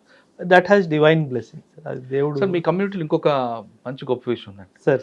ఎవరైనా తప్పు చేస్తే గురుద్వారకు వెళ్ళి అక్కడ బూట్ పాలిష్ చేయడం సేవ sir. So it is called you know, మనం ఏమైనా తప్పు చేస్తే దేవుడికి okay, I'm trying to understand that I have committed a mistake, నేను తప్పు చేశాను, దానికి నేను ఈ సేవ చేస్తాను. తప్పు చెయ్యకపోయినా చాలామంది వస్తారు సార్, ఆ స్పిరిట్తో వస్తారు. అంటే it is basically to bring a sense of equality. మన అందరూ ఒక్కలే. నేను ఇంకొకటి బూట్ పాలిష్ చేస్తున్నందుకు నేను చిన్నోడిని అయిపోను. ఆ డైమెన్షన్ ఆఫ్ థాట్ కూడా. మనం మీ ప్రొఫెషన్లోకి వద్దాం సార్. తర్వాత ఎక్కడికి వచ్చారు మీరు? After Dehradun sir I went to Bathinda sir. పంజాబ్లో బటిండా వాజ్ అవర్ బేస్, కాకపోతే ఫ్రంట్ వాజ్ అవర్ బార్డర్. అక్కడే మీకు వర్క్ ఉందండి? Pathankot my border sir. A period లో మీరు చేశారు Pathankot? 2012 to 2014. Pathankot air base మీద అటాక్ అయింది కదా ఒకటి. అది నేను వచ్చాక సార్. మీరు వచ్చాక? అది నేను వచ్చాక చాలా సంవత్సరాల తర్వాత సార్. అంటే అక్కడ పఠాన్కోట్ లో సింధు నది సార్. సింధు అవతల వైపు పాకిస్తాన్, ఇవతల వైపు మన ఇండియా. అవును సార్. అది ఎక్కడో పుట్టి పాకిస్తాన్ లో కలుస్తుంటది నది. అవును సార్. ఇంత ఫ్రీ మూవ్మెంట్ ఉన్నప్పుడు మనకి విజిలెన్స్ అక్కడ ఇంటెలిజెన్స్ ఉండదంటారా? ఎవరు మూవ్మెంట్ ఉందనేది ఉంటుంది సార్. బట్ కాకపోతే రాత్రులప్పుడు, వెదర్ బాగాలేనప్పుడు ఎనిమీ కూడా ఇవన్నీ చూసుకొని అటాక్ చేస్తాడు సార్. సో ఒక్కొక్కసారి ఏమవుతుందంటే, బికాస్ అంటే it is not a plain area to guard. Mountains ఉన్నాయి, హిల్ ఉంది, రివర్ ఉంది, సో గ్యాప్స్ ఉంటాయి సార్. వాళ్ళు over a period of time they have identified these gaps. ఆ గ్యాప్స్ని వాడి లోపల సార్ అక్కడ టెరైన్ కూడా చాలా డిఫికల్ట్ టెరైన్, చాలా డిఫికల్ట్. మరి అంత దీంట్లో వాడు కమిట్మెంట్ తో వస్తాడా లేదు దేనికి వస్తుంటాడండి? అంటే సార్ రావడమే కష్టం, వచ్చిన తర్వాత ఐడియాలజికలీ డ్రివన్ కదా సార్. వాళ్ళ ఒక ఐడియాలజికల్ని వాళ్ళని బ్రెయిన్ వాష్ చేసి వాళ్ళకి ఏదో డబ్బు ఇచ్చి ఏదో చేసి పంపిస్తారు సార్. వస్తున్న వాడికి తెలుసు సార్ చనిపోతానని, ఇవాళ కాతే రేపు చనిపోతానని క్లారిటీ వాడికి ఉంటుంది సార్. అక్కడ చాలా పరిస్థితులు బాగాలేవు సార్. అంటే వాళ్ళకి ఎలా అంటే ఒక ఫిదాయిన్ అటాక్ అంటాం, సూసైడ్ మిషన్కి వెళ్తే కనుక ఒక 50 లక్షలను 40 లక్షలను చెప్పి ఇంట్లో ఇచ్చేస్తారు సార్. దానికి ఆశ పడిపోయి యూత్ వచ్చేస్తారు. అదొక్క డైమెన్షన్ కూడా చాలా డిస్టర్బింగ్. తర్వాత పూంచ్ సెక్టార్ లో సార్ ఎక్కువగా అండర్ గ్రౌండ్ నుంచి కూడా వస్తుంటారు. టనల్స్ క్రియేట్ చేసుకున్నారు sir over period of time. 75 years లో టనల్స్ డిగ్ చేసేసుకున్నారు సార్. సో పైన ఫెన్స్ ఉంది, కింద నుంచి వచ్చేస్తున్నారు సార్. సో ఆ ఒక్క డైమెన్షన్ కూడా చాలా విచారించాల్సిన డైమెన్షన్ సార్. మీరు టైం కాకుండా తర్వాత డ్రోన్స్ అటాక్ స్టార్ట్ చేస్తారు. ఇప్పుడు this is the latest trend sir. దాన్ని మరి బ్రేక్ చేయొచ్చా మన వాళ్ళు? డ్రోన్ క్యాచర్స్ అని చాలా ఎక్విప్మెంట్స్ వచ్చేసాయి సార్. డ్రోన్ ని జామ్ చేయొచ్చు సార్, మనం కంట్రోల్లో తీసేసుకోవచ్చు. సో కాకపోతే ఇట్ ఈస్ ఇంకా ఇవాల్వ్ అవుతుంది సార్. డ్రోన్ థ్రెట్ ఇవాల్వ్ అవుతుంది, దానికి డిఫెన్స్ మెకానిజం కూడా ఇవాల్వ్ అవుతుంది sir. It will take another 2-3 years time. ఇప్పుడు కూడా డ్రోన్ నెట్స్ వచ్చేసాయి. అవునా? వచ్చేసాయి సార్. వాళ్ళు పాకిస్తాన్ మిలిటరీ మనల్ని డిస్టర్బ్ చేయడానికి, వాళ్ళ ఎగ్జిస్టెన్స్ చూపించుకోవడానికి ఇటువంటి ఇష్యూస్ చేస్తుంటారు. అవును సార్. ఇప్పుడు మన వాళ్ళు కూడా అటువైపు చేస్తుంటారు ఏమైనా సర్జికల్ స్ట్రైక్స్? చాలా అవన్నీ చెప్పుకోలేము కానీ చాలా చేస్తాం. I was also part of one of the. ఏదో ఒకటి చెప్పండి, రివీల్ చేయకూడదంటే వద్దు. అంటే ఇన్సిడెంట్ ఏంటంటే సార్, ఇన్ఫ్యాక్ట్ కొన్ని రోజుల ముందు నేను నా స్టూడెంట్స్తో కూడా డిస్కస్ చేశాను. బ్యాట్ యాక్షన్ అంటారు సార్, బటాలియన్ యాక్షన్ టీమ్ అంటారు. రాత్రులు వచ్చి మనం ఒక సింగిల్ పోస్ట్ మీద అటాక్ చేసి వాళ్ళ తల నరికి తీసుకెళ్ళిపోవడం ఇవన్నీ జరుగుతాయి సార్. సో దానికి ప్రతీకారంగా ఒక ఆపరేషన్ లాంచ్ చేశాం sir. I lead that operation. వాళ్ళు 2 తీసుకెళ్లారు సార్, మేము 4 తీసుకొచ్చాం ఏ సెక్టార్లో. సో ఇవన్నీ జరుగుతాయి సార్. ఎందుకంటే మన ట్రూప్స్లో ఒక ఆక్రోషం ఉంటుంది సార్. మన 2 తీసుకెళ్ళారు సార్, మనం 4 తీసుకురావాల్సిందే. సో వాళ్ళ స్పిరిట్ని డై అవ్వకుండా ఆ యాక్షన్స్ చేయాల్సి వస్తుంది. కానీ ఆర్మీలో ఒక సిద్ధాంతం చెప్తారండి, అంటే పగా ప్రతీకారాలు కాదు. అది యువర్ రైట్ సార్, మీరు అన్నది చాలా కరెక్టే సార్. ఒకవేళ మనం ఏమీ చేయలేదు అనుకోండి సార్, కూర్చొని ఉన్నాం అనుకోండి, ఆ troops will get demotivated. Okay, వాళ్ళ కోసం చేయాల్సి వాళ్ళ కోసం అన్నట్టుగా sir. See at the end of the day మనం వాళ్ళకి ట్రైనింగ్ ఇస్తుంది, వాళ్ళకంతా మైండ్ స్ట్రాంగ్ చేస్తుంది టు ఫైట్ కదా సార్.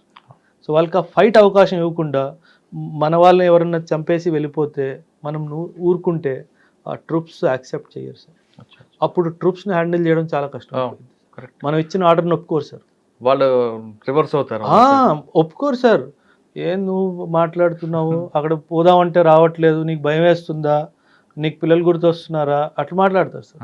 సో వాళ్ళని మనం కంట్రోల్ చేయడం చాలా కష్టం సార్. మిలిటరీ అనగానే ఇంకొకటి బాగా గుర్తుకొస్తుంది, హాస్పిటల్స్ అండి. అవును సార్.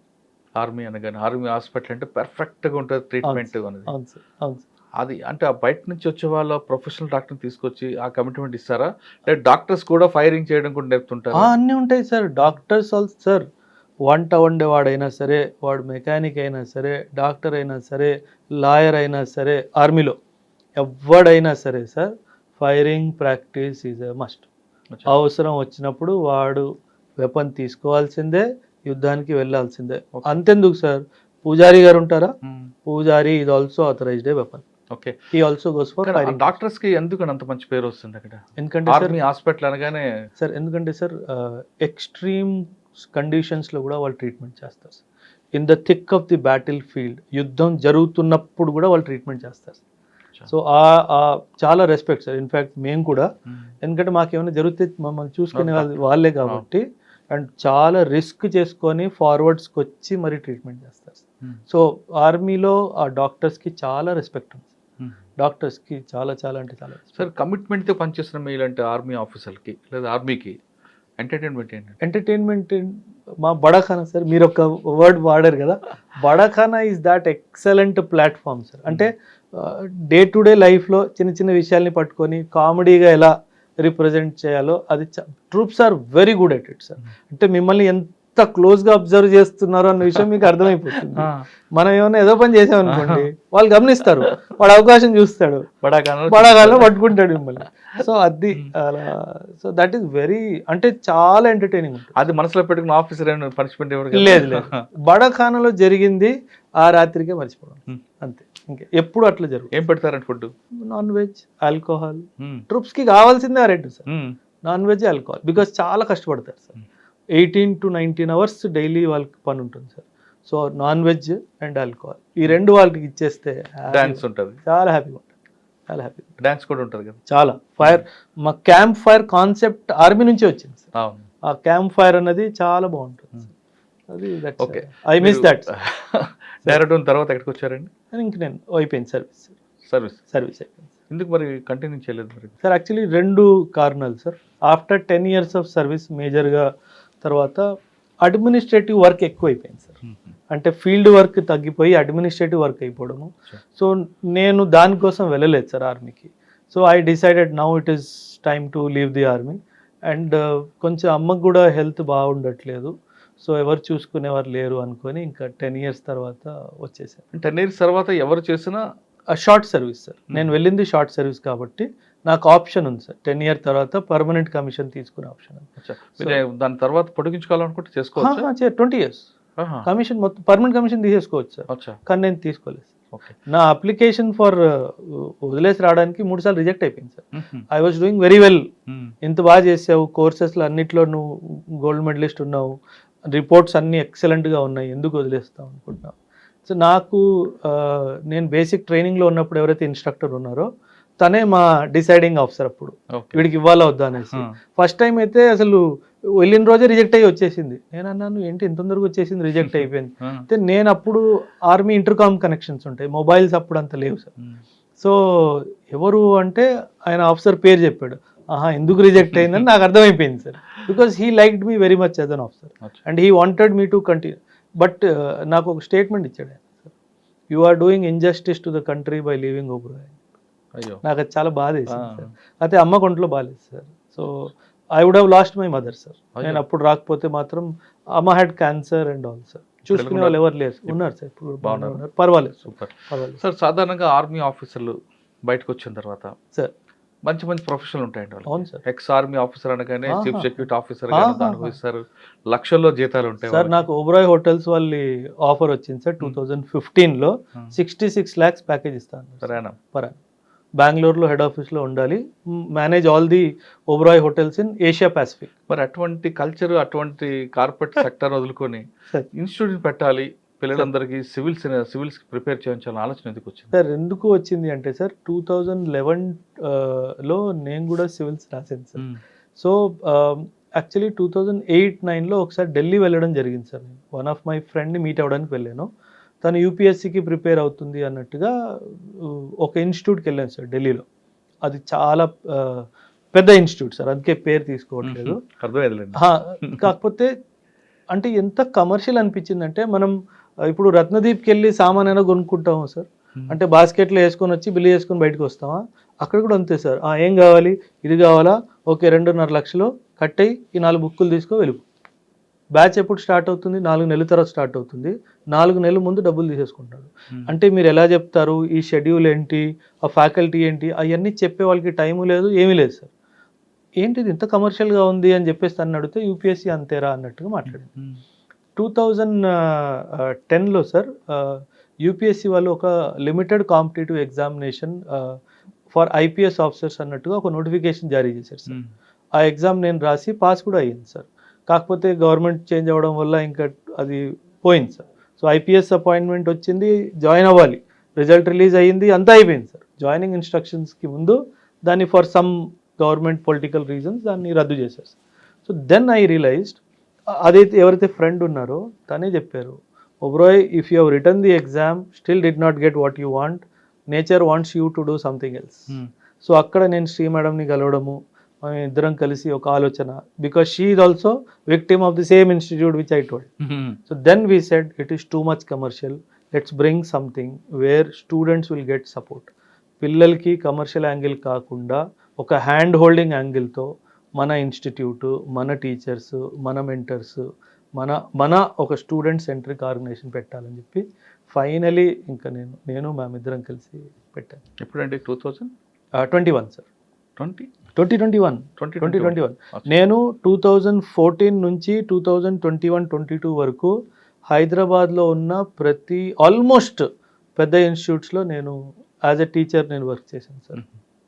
అంటే చెప్పకూడదు సార్, కానీ ప్రతి చోట నేను చూసింది ఓన్లీ కమర్షియల్ యాంగిల్ మాత్రమే.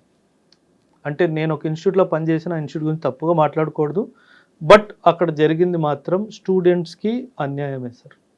ఎందుకంటే ఒక లెక్చర్కి 40 గంటలు టైం పడుతుంది సార్ అంటే 17 గంటల్లో కంప్లీట్ చేయి, 16 గంటల్లో కంప్లీట్ చేయి అన్న రోజు ఉన్నాయి సార్. అంటే మేము క్లాస్ తీసుకొని కిందికి వెళ్తున్నప్పుడు కౌన్సిలింగ్ డెస్క్ ఉండేది కదా, అది దాటుతుంటే మాకు చాలా లోపల నుంచి బాధేసేది సార్.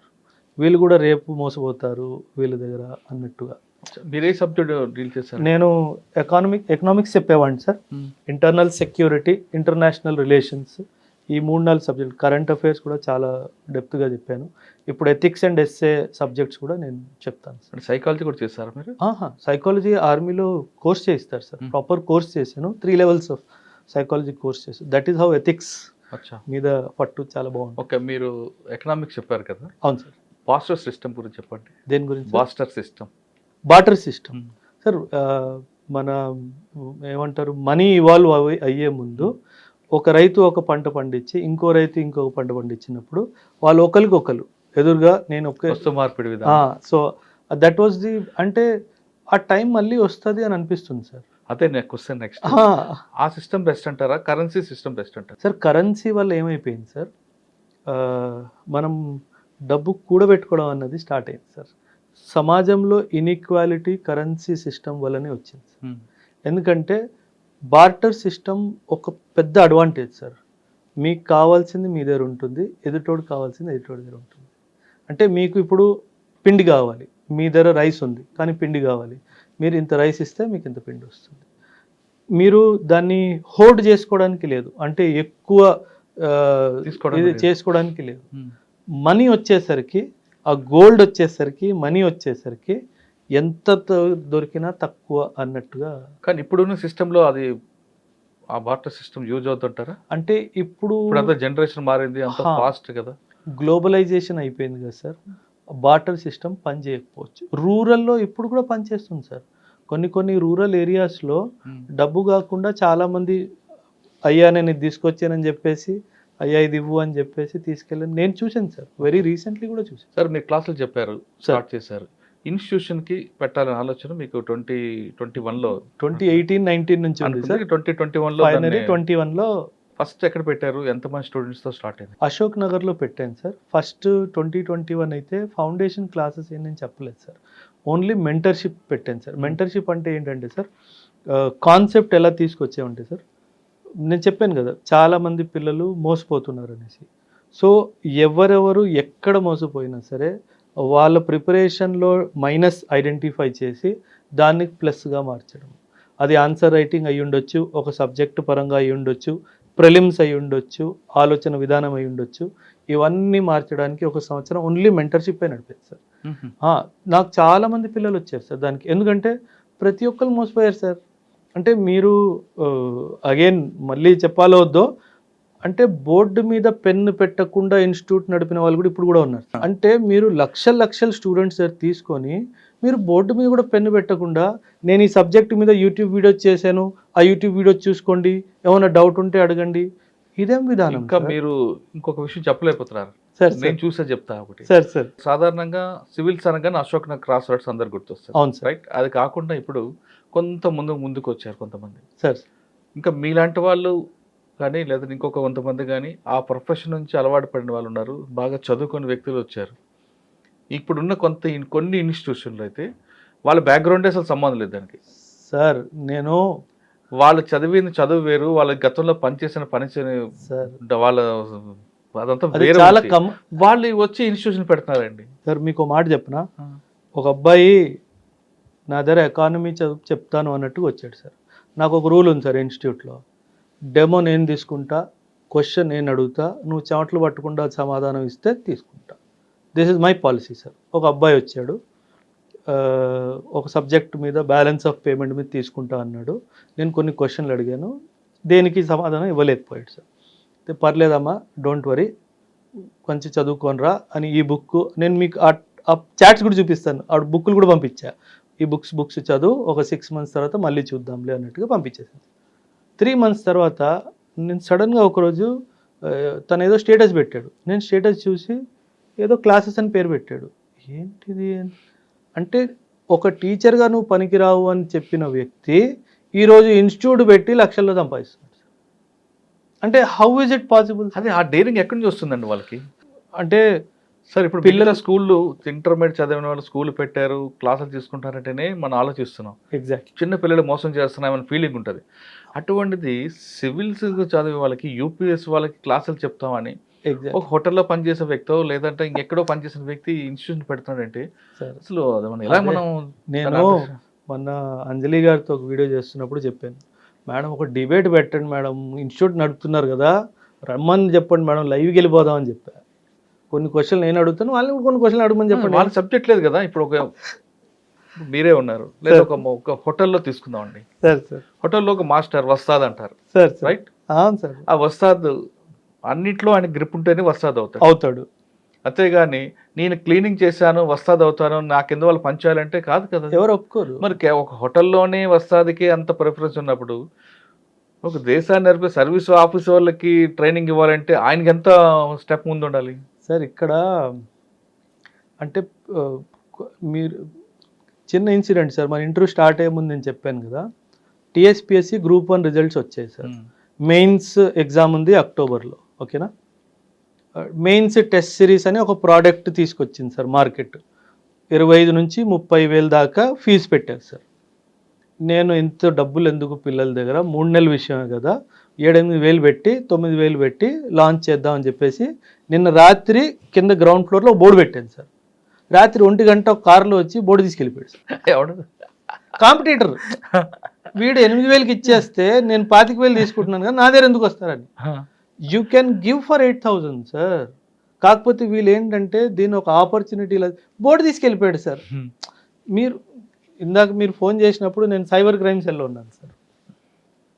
ఇప్పుడు ఎంత దిగజారిపోయారంటే సార్ ఇన్స్టిట్యూట్ వాళ్ళు, మీరు ఒక ఇన్ఫ్లుయెన్సర్ అనుకుందాం సార్, మీకు మంచిగా డిజిటల్ వరల్డ్లో మీకు ప్రెజెన్స్ ఉంది, మీకు డబ్బులు ఇచ్చేసి ఒరే ఇన్స్టిట్యూట్ గురించి నెగటివ్గా మాట్లాడరా, లాస్ట్లో రిఫరెన్స్ నేను అన్నీ తిరిగాను వీడి ధర బాగుంది అని చెప్పి నా మాట చెప్పొదిలే, ఇది జరుగుతుంది.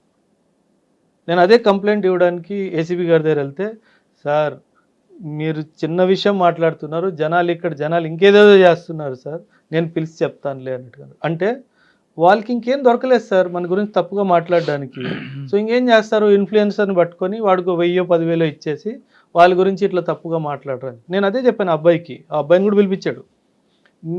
నువ్వు చెప్పిన ప్రతి దాంట్లో దాన్ని అగేన్స్ట్ చేసే ప్రూఫ్స్ ఈ బుక్లోనే చదువుకోరా అన్నాడు. ఆ అబ్బాయి బుక్ను ముట్టుకునే ధైర్యం కూడా చేయలేదు.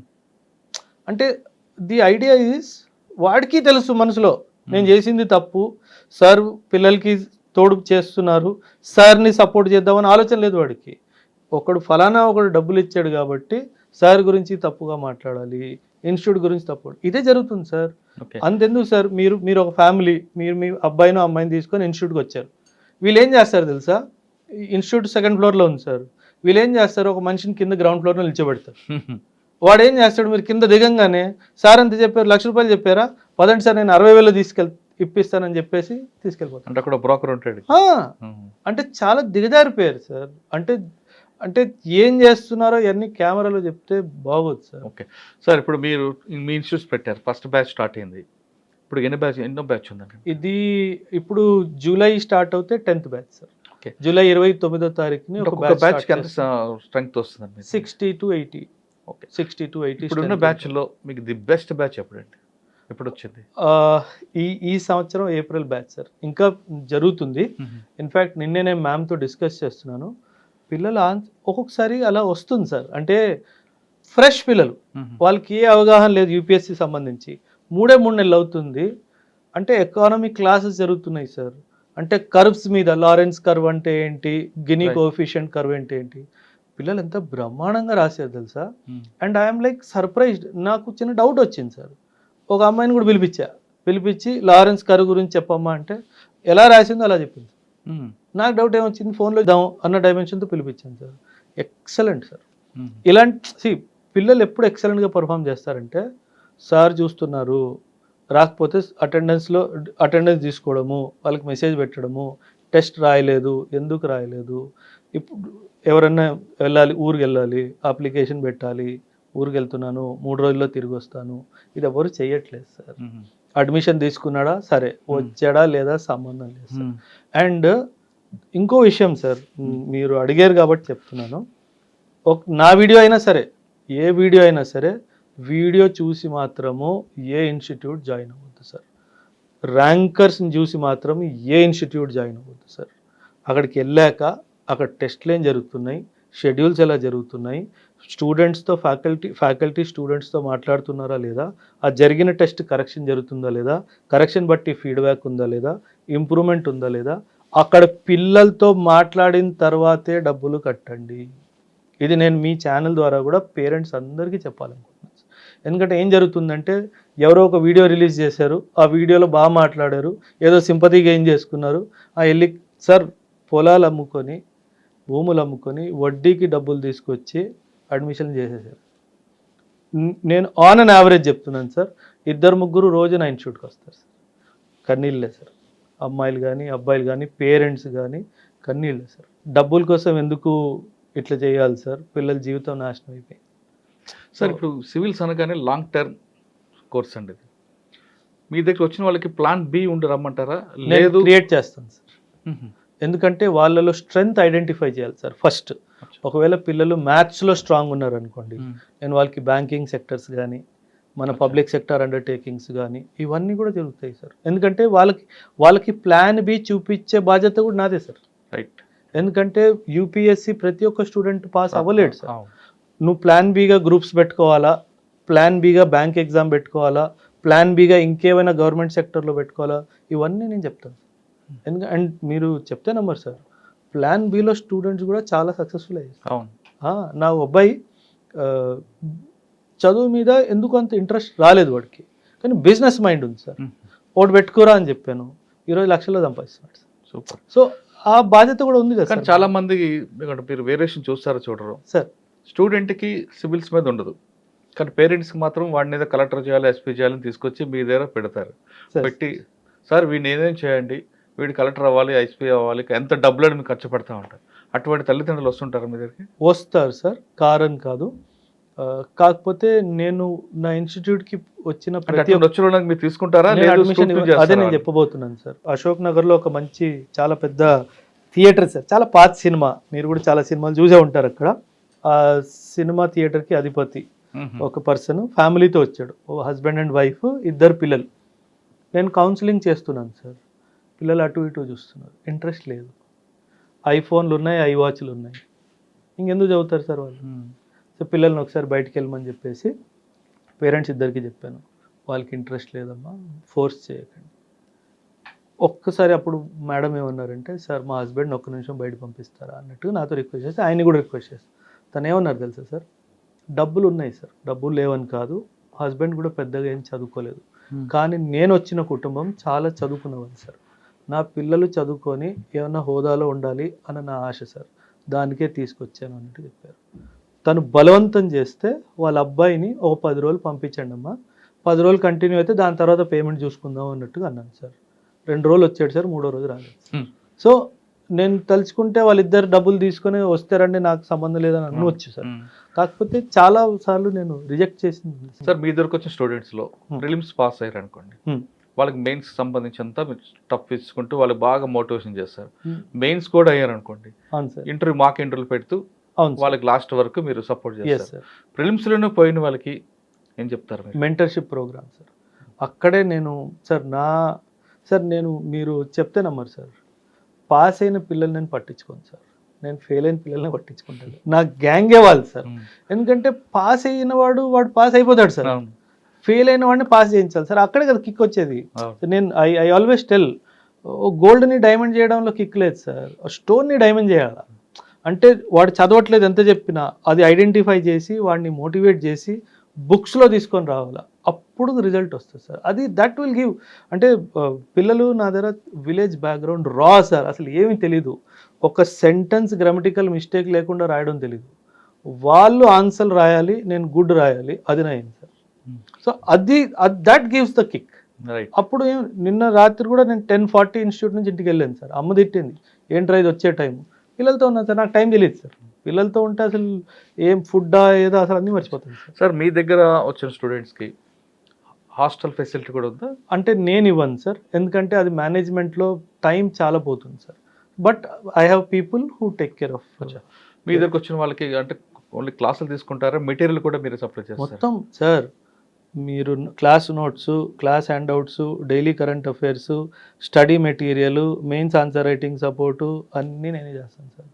మీరే బుక్ కొనాల్సిన అవసరం లేదు. మొత్తం యూపీఎస్సీ జర్నీలో మీరు మాట్లాడిన ప్యాకేజ్ అంతా అందులో everything, mentorship including NCERT classes ఫ్రీగా ఇస్తాను, పర్సనల్ మెంటర్, ఇది తప్పు ఇది తప్పు ఇది తప్పు ఇది కరెక్ట్ గుడ్ తిట్టడం అన్నీ జరుగుతాయి సార్. ఎవ్వరు ఇవ్వట్లేదు సార్. పిల్లలు వచ్చారా పోయారా మనకు సంబంధం లేదన్నట్టు ఉంటారు. కానీ చాలా మంది ఢిల్లీ వెళ్తేనే సివిల్స్ అనుకునే వాళ్ళకి మీరు ఇచ్చే మెసేజ్ అది ఒక పెద్ద అపోహ సార్. అండ్ ఇప్పుడు పక్కన పెడితే సార్, హెల్త్ పరంగా పిల్లలు చాలా సఫర్ అవుతున్నారు సార్. నా సిన్సియర్ అడ్వైస్ పేరెంట్స్కి ఏంటంటే, హెల్త్ అసలు గమనించైనా సరే మీరు ఢిల్లీకి పిల్లల్ని పంపించొద్దు, అక్కడ కల్చర్ కూడా బాగాలేదు సార్. అంటే డ్రగ్ మెనేస్ అన్నది చాలా డీప్ రూటెడ్ అయిపోయింది సార్. ఇక్కడ హైదరాబాద్లో పర్వాలేదు, ఢిల్లీలో వాళ్ళకి ఏదైతే దొరుకుతుందో నేను హైదరాబాద్లో ఇస్తాను. That's my promise sir. As a soldier I'm making a promise.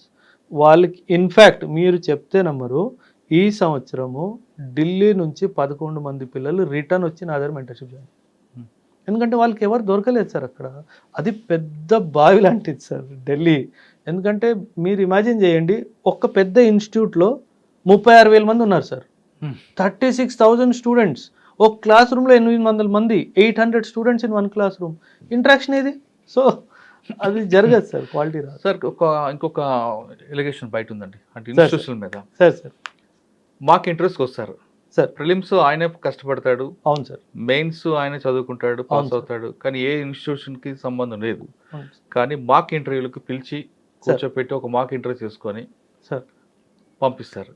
ఆయన బై లక్ ర్యాంక్ కొట్టాడంటే ఈ స్టూడెంట్ మా స్టూడెంట్ అంటూ ప్రకటన చేసుకుంటుంటారని కొంతమంది స్టూడెంట్స్ చెప్తుంటారు. అది 100% ట్రూ సార్.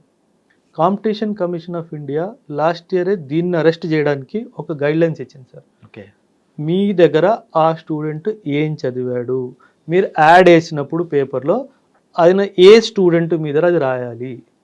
మీరు చెప్తే నమ్మరు sir, all over India I was the only person, 36 ranks వచ్చాయి sir. I was the only person who wrote mentorship support, foundation class, interview support. నేను ఒక్కడనే సార్. డీటెయిల్గా పిలుచుకున్నారు. నేను మీకు కావాలంటే మీకు ఇస్తాను, మీరు పెట్టండి సార్. అందులో హిందూ పేపర్లో ఫుల్ పేజ్ యాడ్ ఇచ్చాను sir with all the details. అచ్చా, మీరు ఏ పార్ట్ ఇచ్చారో ఆ పార్ట్ మీరు ఎస్టాబ్లిష్ చేసుకున్నారు. అది తప్పేం కాదు. ఇప్పుడు కొంతమంది కూర్చొని చిట్ చాట్ చేశారు సార్, చిట్ చాట్ చేసేందుకు కూడా వీడు మా స్టూడెంట్ అని చెప్పుకుంటున్నారండి వాళ్ళు. మీరు ఏం మాట్లాడుతున్నారో నాకు తెలుసు, ఎవరి గురించి మాట్లాడుతున్నారో తెలుసు. ఆ అమ్మాయి చాలా గట్టిగా ఆయనకి చెప్పింది, ఇంకోసారి ఇలా చేస్తే బాగుంది. అది జరిగింది సార్. సార్, ఒక స్టూడెంట్ ఒక టీచర్ని బెదిరించింది అంటే ఆ టీచర్ అంత ఇచ్చేయాలి సార్. సాధారణంగా ఈ ప్రొఫెషన్లోకి అంటే లెక్చరర్స్ ఉండొచ్చు, ప్రొఫెసర్స్ ఉండొచ్చు, కానీ ఆ ఇన్స్టిట్యూషన్ పెట్టి ఎస్టాబ్లిష్ చేసిన ఆఫీసర్కి కానీ లేదంటే సిఇఓ కానీ లీడ్ చేసే పర్సన్కి క్వాలిఫికేషన్ ఉండాలంటారా వద్దంటారా? ఉండాలి సార్. ఉండకపోతే కమర్షియల్ మైండ్ సెట్ వచ్చేస్తుంది. That is the reason why. అందుకే మీరు ఎప్పుడైనా గమనించండి సార్, ఇప్పుడు నేను ఇంట్రొడక్షన్లో ఏం చెప్పాను, ఐఎమ్ ది అకాడమిక్ డైరెక్టర్ అని చెప్పాను. Any decision related to academics I am the final authority, not even the management, as per the terms of agreement. నేను ఇది పిల్లలకి ఇవ్వాలి అంటే నో అని చెప్పే అధికారం ఎవ్వరికీ లేదు. మీరేమైనా చేసుకోండి, manage how to run the institute, రెంట్లు ఎలా కట్టుకోవాలి, జీతాలు ఎలా ఇవ్వాలి, అది మీకు హెడ్ ఎక్కువ. నాది స్టూడెంట్కి ఇది ఇవ్వాలి, ఇది నా ఫైనల్ డిసిషన్. సో అందుకే ఏకమైస్ అకాడమీలో సార్ ఎనీ డిసిజన్ సంబంధించి మీటింగ్ ఉంటే student is in the centre of the decision making. స్టూడెంట్కి ఇది సెట్ అవుతుందా అవ్వదు, నెక్స్ట్ పాయింట్ కిల్డ్, అక్కడ ఎండ్ అయిపోతుంది. ఇప్పుడు మేనేజర్స్ ఉన్నారు కదా సార్ పనిచేసే వాళ్ళు, వాళ్ళకి అర్థమైపోయింది ఇప్పుడే ఇది ఒకసారి కొట్టేస్తారు, ఇది ఒకసారి వాళ్ళు ముందే కొట్టేసుకుంటారు సార్.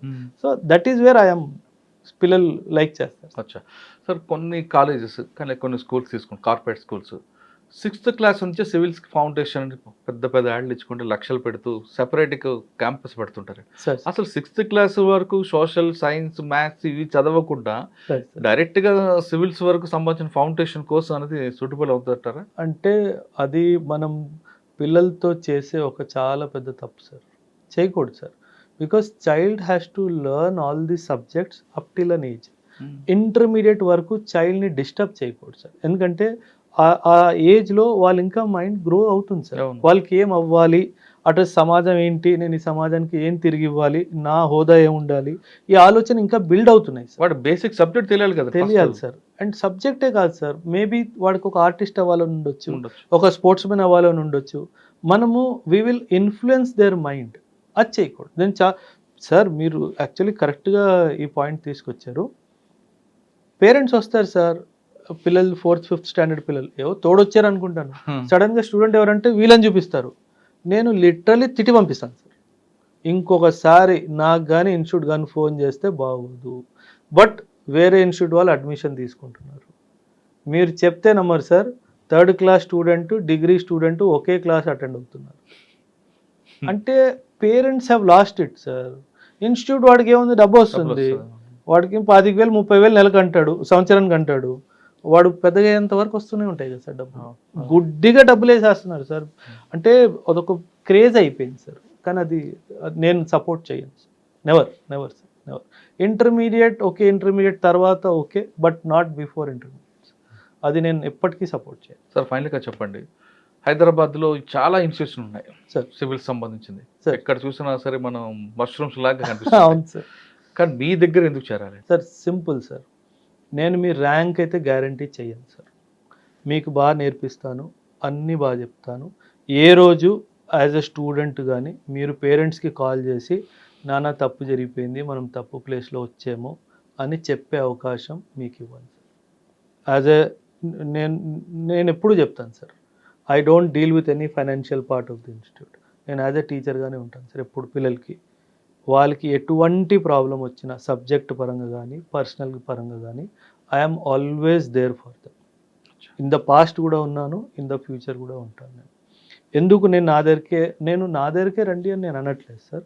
నా దగ్గరికి వచ్చిన వాళ్ళని నేను 100% నిజాయితీగా వాళ్ళు కట్టిన డబ్బులకి నేను తిరిగి 10 రెట్లు ఎడ్యుకేషన్ ఇస్తాను. ఎడ్యుకేషన్ ఒక్కటే కాదు sir, my army experience use చేసి వాళ్ళ పర్సనాలిటీ మీద కూడా నేను చాలా వర్క్ చేస్తాను. యాక్చువల్లీ ఒక పేరెంట్ వచ్చాడు సార్, ఒక అబ్బాయిని తీసుకొని అడ్మిషన్ తీసుకున్నాడు సార్. ఒక 14-15 డేస్ తర్వాత తిరిగి వచ్చాడు సార్. నేను ఏదో ఇష్యూ ఉందేమో అనుకొని 2 సార్లు కూర్చోమంటే, సార్ ఆ అబ్బాయి జాయిన్ అవుతాడంటే ఏదో వచ్చాను సార్, ఏదో వీడు సరదా కదా అని చెప్పేసి అన్నాను.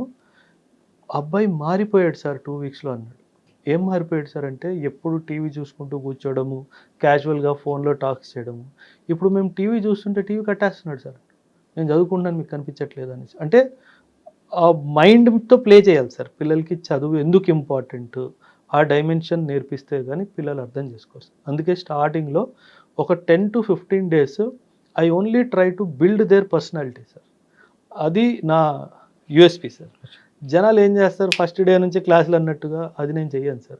అసలు యూపీఎస్సీ ఎందుకు, మీరు ఎందుకు అవ్వాలనుకుంటున్నారు, ఇవన్నీ వాళ్ళకి అవగాహన ఇస్తేనే కదా సార్ వాళ్ళు ఎందుకు వచ్చారు అన్న విషయం తెలుస్తుంది. సో ఇక్కడ నేను చాలా నా student sir maybe UPSC pass అవ్వకపోవచ్చు, కానీ ఆ సంవత్సరం నా స్టూడెంట్ ప్రిలిమ్సే ఫెయిల్ అయ్యాడు అనుకోండి, ఆ సంవత్సరం టాపర్ ఉన్నారనుకోండి, ఎదురు కూర్చోబెట్టండి, డిబేట్లో నా స్టూడెంట్ ఓడిచ్చేస్తాడు సార్. ఎందుకంటే ఆ లెవెల్ ఆఫ్ నాలెడ్జ్ నేను ఆ స్టూడెంట్కి మాత్రం పక్కాగా ఇస్తాను. యూపీఎస్సీలో పాస్ అవ్వడము చాలా ఫ్యాక్టర్స్ ఉన్నాయి సార్. అదృష్టం ఒక ఫ్యాక్టర్ ఉంది, టైమింగ్ ఆఫ్ ప్రిపరేషన్ ఒక ఫ్యాక్టర్ ఉంది, చాలా ఉన్నాయి సార్. కాకపోతే పాస్ ఫెయిల్ అనేది కాదు sir important. You come, you learn. Success is a by product. నేను ఎప్పుడు చెప్తాను నా స్టూడెంట్స్కి, సక్సెస్ వెనక పరిగెడితే అది రాదు. మీ ఇన్నర్ కాంపిటెన్స్ని మనం ఇంప్రూవ్ చేయాలి. సద్గురు గారు చెప్తారు, why few people are successful, why others are not.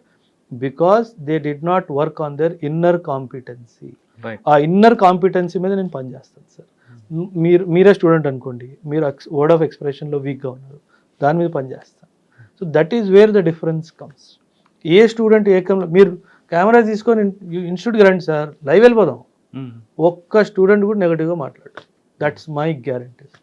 So ఎందుకంటే I'm giving the best supports. That's the idea.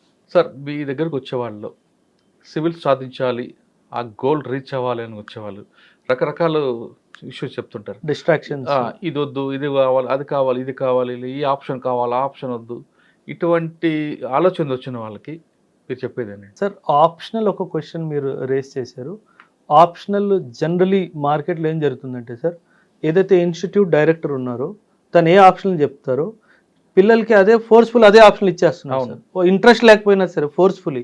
అంటే ఈ సంవత్సరం లాస్ట్ ఇయర్ ఏ ర్యాంకులు ఎక్కువ ఆప్షన్ వచ్చిందో, పబ్లిక్ అడ్మినిస్ట్రేషన్, హిస్టరీయా, ఏది వస్తే అదే దాన్నే చేయట్లేదు. వాళ్ళు ఏం చేస్తారంటే తను చెప్పే ఆప్షనలే పిల్లలు తీసుకోవాలి. ఇప్పుడు ఫలానా ఇన్స్టిట్యూట్ ఏ ఉందనుకోండి సార్, ఆ institute head is taking anthropology optional. 90% of the students will force to take anthropology. That is ఆ రోజు రాదు, ఆ ఇయర్ రాకపోవచ్చు. అలాగని కాదు సార్, స్టూడెంట్కి ఆ సబ్జెక్ట్ అవగాహన లేకపోతే ఎలాగా, ఇంట్రెస్ట్ లేకపోతే ఎలాగా. సో అక్కడ తప్పు జరుగుతుంది సార్ పిల్లలతోటి. సో ఎప్పుడైనా సరే నా అభిప్రాయం ఏంటంటే సార్, ఒక ఇన్స్టిట్యూషన్ హెడ్ ఆప్షనల్ సబ్జెక్ట్ చెప్పొద్దు సార్. ఆప్షనల్ సబ్జెక్ట్ తను చెప్పాడు అంటే 99% స్టూడెంట్స్ని తన వైపే లాక్కుంటాడు. అందుకే నేను ఇప్పుడు పొలిటికల్ సైన్స్ ఇంటర్నేషనల్ రిలేషన్స్ నా ఆప్షనల్ సార్, ఆంథ్రోపాలజీ నేను చదువుకున్న ఆప్షనల్ సార్. నేను చెప్పలేక కాదు, మేడం కూడా చెప్తారు సార్ మీరు ఆప్షనల్ చెప్పొచ్చు కదా, కొన్ని డబ్బులు మిగులుతాయి అనేసి. No, because if I teach optional I will force the student to join. స్టూడెంట్కి ఏ సబ్జెక్ట్ ఇంట్రెస్ట్ అదే ఆప్షన్ తీసుకో. ఇంట్రెస్ట్ కానీ, కెపాసిటీ కానీ, ఆ టీచర్ ఫెసిలిటీ అవైలబుల్ కానీ, ఆ సంవత్సరం ర్యాంకులు ఎలా వస్తున్నాయో, ఆన్ టాప్ ఆఫ్ ఎవ్రీథింగ్ ఆ అబ్బాయికి అమ్మాయికి అందులో ఇంట్రెస్ట్ ఉందా లేదా, రైట్. అది చాలా క్వశ్చన్ అడిగా మీకు, ఇది వద్దు అది వద్దు సార్. యూపీఎస్సీయే కాదు sir, any student any competitive ఎగ్జామ్కి ప్రిపేర్ అవుతున్నప్పుడు 4 విషయాల్ని పక్కాగా అవాయిడ్ చేయాలి sir. Crime, cinema, cricket, politics. ఈ 4 ఎవరైతే ప్రిపరేషన్ స్టేజ్లో అవాయిడ్ చేస్తారో ఎవ్వడు తన్ని ఆపలేడు సార్. ఒక గోల్డెన్ రూల్ ఉంది సార్, 1000 days రూల్ అనేసి.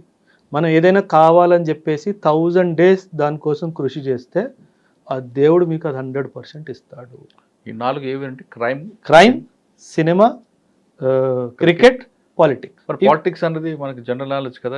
లేదు, పాలిటిక్స్ వేరు, పాలిటీ వేరు. పాలిటీ వేరు. పాలిటిక్స్ అది 2 పార్టీల మధ్యలో జరుగుతున్నది, దాంతో యూపీఎస్సీకి సంబంధమే లేదు సార్. కానీ పాలిటీ అన్నది సబ్జెక్ట్, రాజ్యాంగం సంబంధించిన టాపిక్స్, అది పాలిటిక్స్. అది 100% కావాలి. పాలిటిక్స్ దూరంగా ఉండాలి. ఎందుకంటే సార్ తెలియకుండా ఇవి 4 టైం తినేస్తాయి sir. That is the. Telugu medium చదువుకుని వస్తారు, కొంతమంది ఇంగ్లీష్ మీడియం చదువుతారు, కొంతమంది ఫ్యామిలీ బ్యాక్గ్రౌండ్ మంచి రిచ్ పీపుల్, కొంతమంది మిడిల్ క్లాస్ వస్తారు. అంటే ఏ టైప్ ఆఫ్ స్టూడెంట్ సక్సెస్ అవుతుంటారండి? అంటే ఎవరైనా గోల్ రీచ్ అవ్వాలి, సక్సెస్ అవ్వాలి అనుకున్న వాళ్ళకి మీరు ఇచ్చే టిప్స్ ఏంటి సార్? ఫస్ట్ క్వశ్చన్, ఏ స్టూడెంట్ సక్సెస్ అవుతారు? ఒకటి పేదవాడు సార్, ఒకటి గవర్నమెంట్ స్కూల్లో చదువుకున్నవాడు సార్. రేషియో ఈ కేటగిరీ స్టూడెంట్ది ఎక్కువ సార్ యూపీఎస్సీ సక్సెస్లో. ఎందుకంటే కాన్వెంట్, పబ్లిక్ స్కూల్స్లో చదువుకున్న పిల్లలు they are pampered students, they are not parented students. Pamper అయి వస్తారు. యూపీఎస్సీలో ఆ స్ట్రెస్ తట్టుకోలేరు సార్. ఒక విలేజ్ బ్యాక్గ్రౌండ్ నుంచి వచ్చి చాలా దగ్గరగా కష్టాలు చూసి పేదరికాన్ని చూసి వచ్చిన వాడే లీడర్గా వస్తాడు సార్, 100%. సో నేను ఎప్పుడు చెప్తాను, తెలుగు మీడియం స్టూడెంట్స్ అయినా సరే, ఇంగ్లీష్ మీడియం అయినా సరే, విలేజ్ బ్యాక్గ్రౌండ్ నుంచి వచ్చిన వాళ్ళు 30% your chances of making it in UPSC is higher than a city person.